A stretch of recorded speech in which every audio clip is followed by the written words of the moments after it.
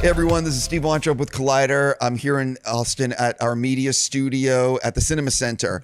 I want to give a huge thank you to everyone watching all of our South by Southwest interviews. I'm thrilled to be here so I can talk about We Buried the Dead. How are you guys doing? Good. Oh, great. A little jet lagged, but Did you guys we'll come good. just fly in? Yes, we've all come from everywhere. Yeah. None of us are from America, so this is Yes. all, I'm just playing catch up, really. I really want to start with congrats on the movie. I thought you guys did such a great job with it, and it looks so much bigger than you clearly had the budget for. And I just want to say, like, I think people are going to be very surprised. I know what the movie is about, but everyone watching will not know anything. So how have you been describing the film to people? Yeah, it's been an interesting one, but basically, it's about a woman named Ava who, after a cataclysmic event that her husband was caught up in, travels to Tasmania from America to find out if he's okay. And when she gets there, turns out some of the dead bodies aren't staying down. And that's kind of giving the least spoilery version of the movie, but it's the sort of film that there's a lot of different ways you can kind of explain what it is. It's a little bit of everything, which is the kind of eclectic films that I like. It's sort of like I sort of threw a bit of the kitchen sink into this script, but it's been inspired from films that I love, like 28 Days Later, for instance, that are a genre zombie movie, but with a twist and with something new to say, and just done in an interesting new way, and told from a singular point of view, which I just love those ordinary people caught in an extraordinary situation kind of films. I have questions for you guys, but I want to do one more follow-up. One of the things that I dug about this is, like, I feel can we call it this a zombie movie, or are you not calling it a zombie movie? We've been calling it a Daisy Ridley zombie movie till the cows come home, so go nuts. Okay, so my thing is that for me, I don't have a problem when people mix it up on the zombie movies in terms of like the types of zombies, in terms of the things that can happen, but there's a lot of people that are very fucking rules, like the zombies need to move slow like George Romero. It needs to do certain things. I, of course, disagree. I welcome changes. And your film has different types of zombies and there's different rules. So talk a little bit about why, did you feel any concern? Because there's a lot of zombie, like I said, a lot of zombie fans that want it a certain way. And how much were you like, F that, we're going to do it this way?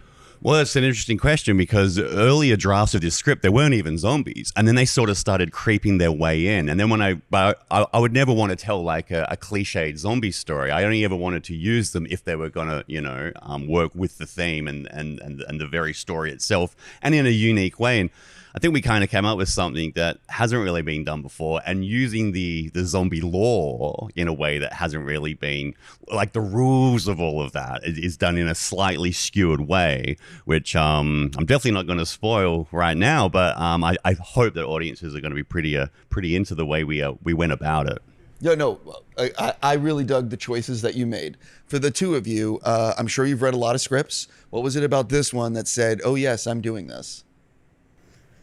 Interesting. I just, in the most broad of terms, I just like what I like. And I like all sorts of different things, but I just really liked this. And it's interesting because my mum and sister have both watched the film now. And my sister's reaction was, oh, that's so scary. And my mum's reaction was, oh, that was so sad. And I think it was that combination of things that really spoke to me, because there are 100 different ways you could describe the movie. But at the center of it is a woman who is trying to find an answer, and in doing so she's also seeking forgiveness, and there's so much that she's searching for, and along the way she has other things to deal with, but it's such a beautiful combination of all of those things, and her dogged determination to find her husband regardless of how she finds him, not knowing what that ending's going to be. And then I love the fact that for a moment it becomes a bit of a road movie, and then the sequence that we have together feels like tonally such a shift, but it's so, that week it was strange. So I left filming this to come here last year, did this insane journey, then flew back to Australia, and the following week we had our stuff together. And it's also interesting, the themes of fear and who is representing fear in a very real way.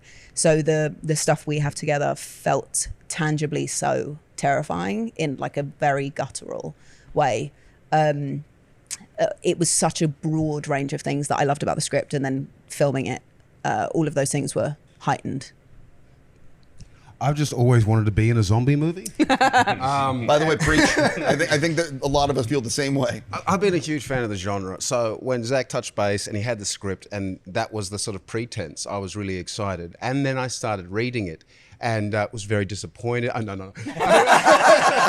This was so different to anything else I'd seen in the canon and in the genre. There's an incredible story that Daisy delivers so well. But it's a huge meditation on loss and on grief and on how we hold on to what we've lost and how it changes us. And so my character, Riley, is in a way mirrors Ava in the film in that he's also lost loved ones. But it's how he's coping or not coping with that ends up being the source of, his antagonism towards her. And it's really interesting because he was such a unique character for me, unlike anything I've ever done. And as I was reading him, it's like, the most terrifying thing about my character is the pain he's gone through. And that was sort of like, I'd never had an opportunity to play someone like that. One of the things that when I was watching it is that it's basically about, I'm trying to word this correctly, how people are willing to do really put themselves at risk when they need to get an answer to something. And I was wondering as I was watching, like, I might do exactly what your character is doing just because I couldn't live without knowing what exactly happened. So for the three of you, if there was a situation like this where you have, something happen to your loved one, do you think you'd be willing to do what she does to try to get an answer?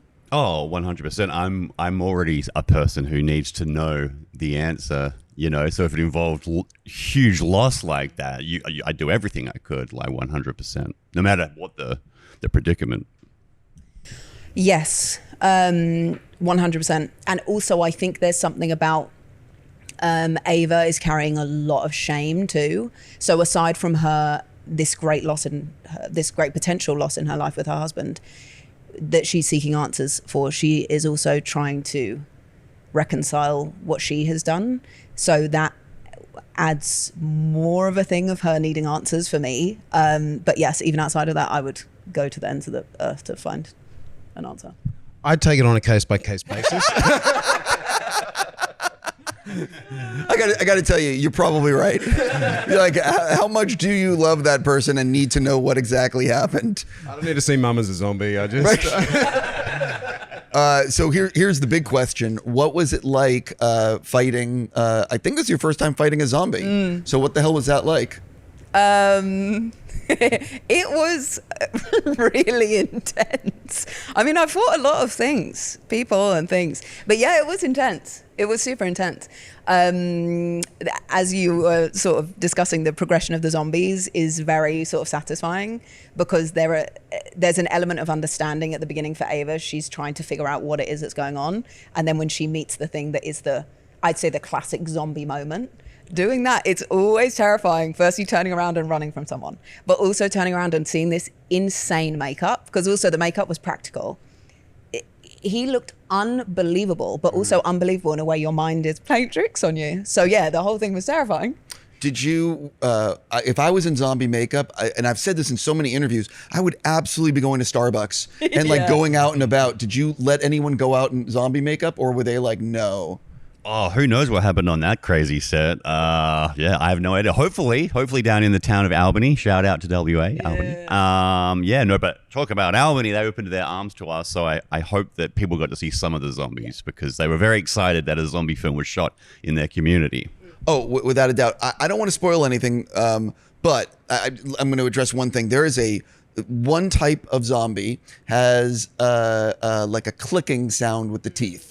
And it's pretty effed up. And it's a disturbing sound, the sound of the teeth. So talk a little bit about, was that like something you wrote? Like, how did you come up with that? And in terms of, and also what was this, like, that's a fucked up sound. So talk a little bit about that sound. Yeah, that was in there from a script level as well. Just one of the nice little nuances that would differentiate this and make it its own thing, and the specificity of like these zombies, which was something that we were trying to make on our budget just hinged on.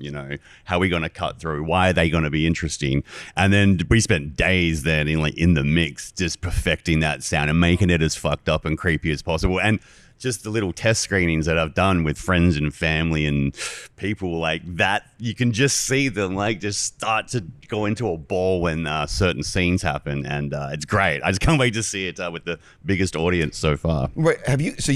Your premieres today? Yep, tonight at 6 p.m. Oh, okay. So you don't even. Okay, so today's the day. Oh, look at that. Yeah, I didn't know. D-Day. Yeah, I was going to say, now, what is it like the night before for you when you're going to premiere something you've spent this much time on? Are you like, do you sleep well? Are you in your head a little bit?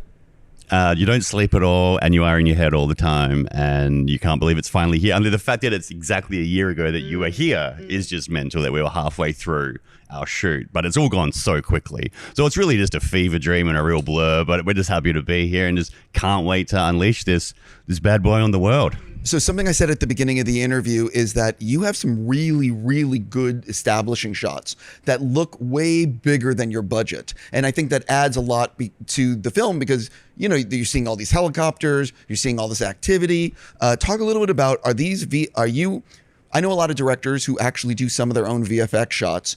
How did you pull all this off with the budget that you had? Well, we just had to be smart with when to pull the trigger on certain shots. And when we did go big, we had to put everything into that shot and just make it, the world building was just so important, especially early on with setting up the tragedy, but then later on as well when Ava is this, one woman on foot, continuing her mission, like how sparse and destroyed everything remains to be, and just that isolation. It was just such a huge important part. So quite a few drone shots in there that we just then lay it on those VFX to just continue that world building. And we begged, borrowed, and steal to get all of them on screen. But I think it looks $100 million, No, but some of those shots are really important to add to the believability of what's going on. For you guys, you're only in the movie a little bit, so I'm guessing I can get the answer to this, but I'm going to ask it. When you saw the shooting schedule, like what was the day you had circled in terms of I can't wait to film this, and what was the thing that you were like, how the F are we going to film this? This also applies to you. I think our stuff actually. It felt. It was the part of the film that felt the most different for Ava, because she's constantly moving and searching and moving and searching. It's the moment where she's sort of still for a second, and the Bluebird house is so representative of so many things. But also I do remember the first when Ava first comes into the massive hangar full of all the people. Because a conversation we had is, of course, she is in like deep mourning, but she is also has to get on with the day. She has to be on this journey. So the sort of her voicing for the first time what it is that she's doing, and then her desperately trying to claw back that feeling so she can just get on with it and get to her husband. So the hangar and Riley. Yeah, no, for me it was like you said, I'm not in it for that long. Quality over quantity. But you have a very key role in this film. Well, and when I saw particularly the scenes at the farm and at the Bluebird property, I was like, there's so much potential for how to tell the story for both these characters in this. It's a pressure cooker. It is such a pressure cooker, and there's so much that can be said for both of them. So all the attention, like that, as that was coming closer and closer in the schedule, I was like, here it comes. Oh God. Yeah, I mean, in Australia, you only get 10-hour shooting days, not 12, like North America. So every day was so hard and so crazy, and there was so much to do. But yeah, like by the time we got to the middle of the film section in Bluebird House, it is like we were making another film. It just felt like this whole other world, and it was this intimate two-hander. And so I mean, every day had its own challenges, but but that was a kind of fun one as well, like just to be in lockdown mode in that house for 4 days and just knowing how much we had to get through and how intense it was. But it was kind of nice to not have to be somewhere else every day. We could actually just focus on. was almost like a short film, like it was now the Bluebird House 20-minute short film that we were making. So it was kind of interesting just to be in that mode. And it was just an awesome experience. Like, and just seeing these two go at it. I mean, across the board, like I was just sitting there watching the split, just going, my fucking God, I don't need to do anything. I don't need to say anything. They say directing is casting, and my God, these two, I just cannot wait for people to see these two on screen, especially in that house stuff. It's just amazing. So something else that I like about, I'm going to call this an indie. Is this considered an indie? Like, making sure. I know. One of the things. Shout out Screen Australia, Screen West. Oh, yes. Shout out to all of them. Yeah. Everybody. The main thing is like, okay, if this was being made by a studio, I believe that they would ask you to do more explainers and really get into things and maybe add more dialogue. Oh, 100%. Like, there would have been a scientist in the first 5 minutes explaining more things, and I don't like those movies. Well, no, totally. And one of the things that I commend you on is that I like movies that don't explain things, that let someone's imagination run wild, because it's always more powerful than anything you like what's going to be in the script. So did you talk a little bit about not wanting to explain things? And also something else that part two is, I like that it's not like loaded with unnecessary dialogue. It's sparse.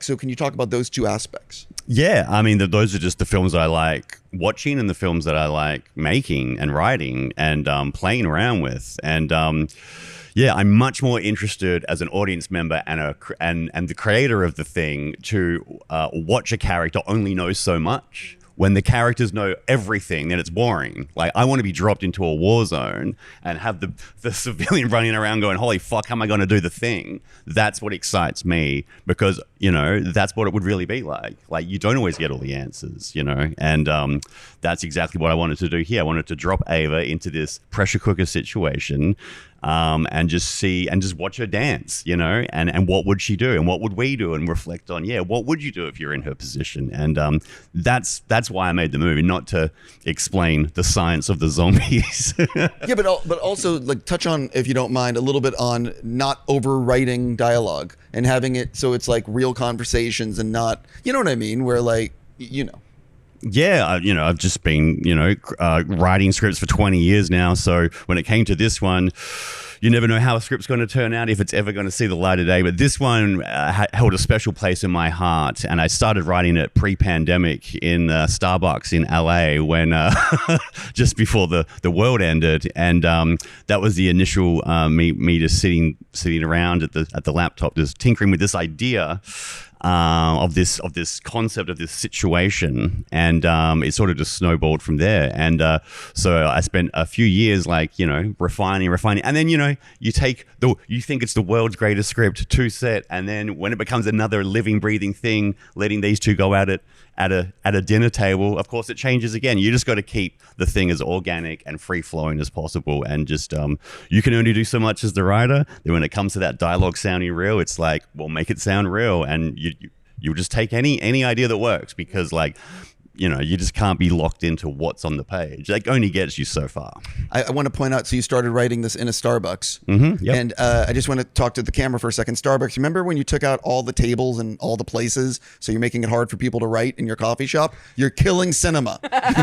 Killing it. You know what I mean? I have another question for your director. I apologize, but I'm fascinated by the edit, because it's where it all comes together. So what did you learn after you started showing it to friends and family that impacted the finished film?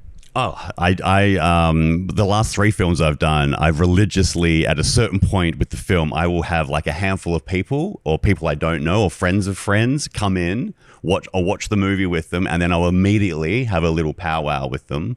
I don't want them to write things down. I want to get their immediacy after me watching it in a room with them in the edit suite, and do that as many times as you possibly can with different faces and different voices. And once those holes of Swiss cheese start aligning and you realize, 7 people now have said this fucking thing sucks, this one moment, that better go, because, it's not just for Christmas, it's forever. So you've only got one shot at this. So my advice would be, anyone making a movie, get as many points of view on it as possible. You don't have to take them all on board, but it's the consensus, and a film will tell you what it does and doesn't want via that way. And I do all my movies that way. Well, I want to get specific. Was there something in this that you had a cut and you start showing it to people and everyone's like, oh no, this part needs to be changed? Or do you know what I mean? Like how specifically? Oh, look, there was a complete cold open that didn't even have Ava in it. And from the script to the shoot, it was such a hard thing to shoot. In the edit, week after week in the edit, it just didn't work without starting the movie with Ava. It's Ava's film, so it had to go. And that was pretty heartbreaking. But again, it was the movie telling you what it did and didn't want, and it just couldn't start that way. Sure. Since it's not going to be in the movie, can you tell people what it was, or do you want to say? No, it's fine. We used to show the event through characters that aren't that integral to the plot, but it was a fun way to sort of just have our big disaster moment. And it's just not that film. It's Ava's film. But I was trying to, from a script conceptual level, I was trying to combine the two. It almost worked, but it just had to be done the way it needed to be done, and so we had to lose that set piece, which in hindsight, it would have been such an expensive visual effects, all in brawl. So we knew just before we had to click go on doing the VFX element to not do it because it just wasn't working from a movie standpoint. That's so interesting. I was going to say if you actually had the shot, you could release it on like social before the movie comes out as that kind of a thing. But if you don't have the shot, it doesn't even, you know what I mean? Yeah, we're not that kind of movie. Yeah, exactly. So I'm fascinated. Yeah, I'm fascinated by how actors get ready for roles. So for this particular project, like how much before the first day of filming on a Monday are you like thinking about how am I going to play certain scenes, reading the dialogue, getting it in your head? Like take me through like that process leading up to, being on set, like, and for this one, was it like weeks before that you're starting to think about it? Is it a month or 2 months? Like, just pull back the curtain if you don't mind. Well, this shoot was the closest to a previous shoot I've ever done. There was 6 weeks between finishing Cleaner and starting this, and I was tired. I was so tired. But it was sort of good because I got over the exhaustion of that over Christmas and then had those 6 weeks. And then we had rehearsals, which was amazing. So I flew out to Western Australia and we had a week, I'd say, which was really useful. And then we actually had a pre-shoot day that in and of itself was helpful. It's when you see Ava in her good moment, what what Ava is searching for, you see it for a brief moment in the film. So we got to film that. So that felt really scary. I remember thinking, oh my God, I'm not ready. But that was quite revealing and lovely. But yeah, a few weeks. And then because it's American accent, I have the sort of pleasure of, I space out my accent preparation. So I'll do a big session with the whole script. And then week by week, I do the scenes I have for the following week. So it's quite a good way for me to sort of compartmentalize what I'm doing. Can I ask, a lot of actors I've spoken to will keep the accent that they're using offset, just keep it on the whole shoot? Not me. So you can turn it on and off. Well, it was strange because there was a scene where me and Brenton, who plays Clay in it, thought we were being really funny. And for a scene, we switched accents. So I went into Australian and he was doing American, and it was so mad. The thing is, the film is I play someone who is so sad. I invented a song, Sad, Sad Ava. It had 4 lines. Like there was a whole thing. But we had but we had such a good time filming it. It was so joyful in between all of that stuff. So yes, very much switching out to happy me-ness in between. I have a self-sabotaging pattern where I always feel like I've got more time than I do have, and then find out I have no time at all. I just finished a whitewater rafting trip for 2 weeks in the remote, Australian wilderness before I flew down to Albany to land on set. And I got there that afternoon, and I swear I still had river mud at the back of my ears. And I actually bumped into Daisy at unit. I was like, Daisy, hi, oh, it's so good to meet you. And she was like, hey, lovely to meet you too. Okay, I got to go. Absolutely not what happened. And I was like, man, I think I really messed up that first impression. She's probably thinking, how is that guy Riley? And so I went home, and then I sat down. I went back into the script, back into the world, built my playlist. So the music side of things is very big. For Riley, it was the first time I really made use of Trent Reznor and his album Downward Spiral. And that was a big soundtrack for just sending me into Riley's psychology and that kind of the emotional terrain for him. And then it was just just focus on Riley, not Mark. It's the biggest thing. Why this title? Oh, fuck me. Titles are so hard. I reckon titles are maybe harder than writing the script. And sometimes a title will come into your life that is just perfect. And this one came into my head during those Starbucks sessions when I was writing it. Sure. Like it just popped in, like We Bury the Dead. Like it was just there. And it never sort of went away. It was like, oh, that's pretty badass. It's pretty bold. It's a little bit here, it's a little bit there. It's like, it's a bit direct, or is it? Like, you know, like why are you telling me this? Like, what's this about? It just fit, and thank God it did, because I can smash my head against walls on projects where I feel like I've never gotten the right title, but with this one, it was like a gift, because it's sort of just stuck forever.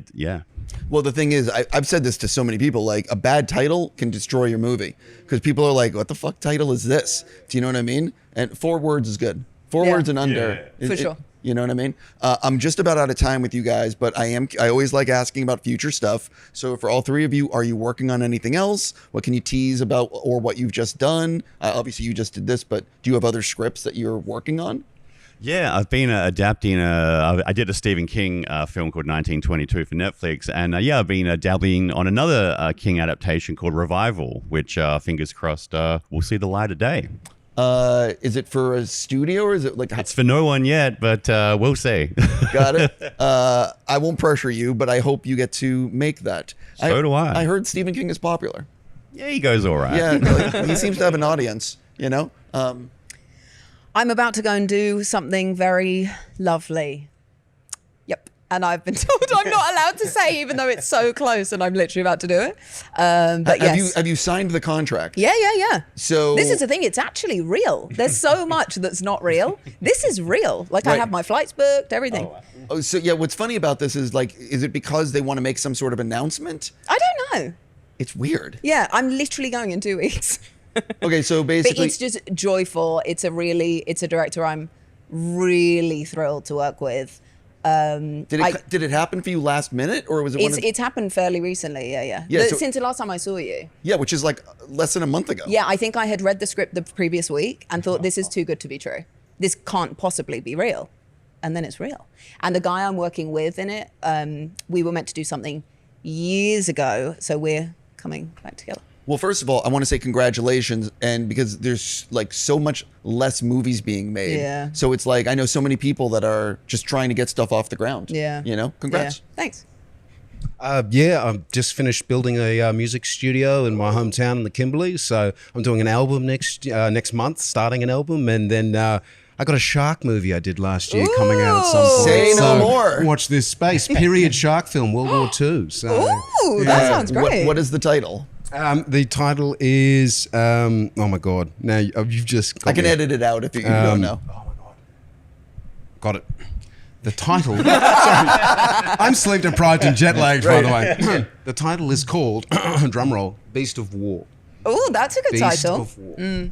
I'm assuming that the shark is Beast. The shark is a 20-foot great white female. Only the females get that big. Ooh. I understand. Well, listen, I am a fan of the shark movie. I won't, I'll leave it there. I'm a fan of the shark movie. I really want to say congratulations to you guys. I know you're going to have a fantastic premiere. I wish you nothing but the best, and have a great South by. Cheers. Thanks, Thanks, Stevie.